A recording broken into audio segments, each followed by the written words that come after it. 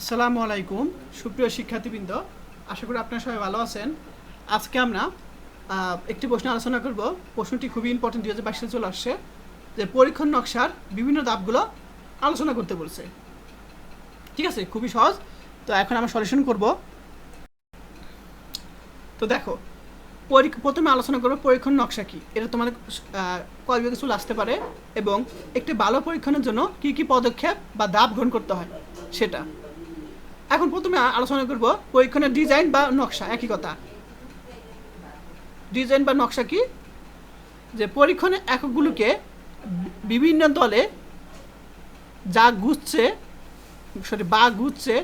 ভাগ করে, আবার বলি, পরীক্ষণের এককগুলোকে বিভিন্ন দলে বা গুচ্ছে ভাগ করে প্রতি ভাগের এককগুলোকে দ্বৈতভাবে চর্যা প্রয়োগ করার পদ্ধতি হলো পরীক্ষণের নকশা। এটুকু দিলেই হয়ে যাবে। তারপর আমরা ধাপে চলে যাব। 4 মার্কের প্রশ্ন তো এটা। তো যে ধাপগুলো প্রয়োজন সেগুলো হলো, 1 নম্বর হলো পরীক্ষণের উদ্দেশ্য নির্দিষ্ট করা, 2 নম্বর হলো নাস্তিক কল্পনা নির্ধারণ, 3 নম্বর হলো কি কি চর্যা নিয়ে পরীক্ষা সমাধান হবে তা ঠিক করা। সমাধান হবে তা কি ঠিক করা।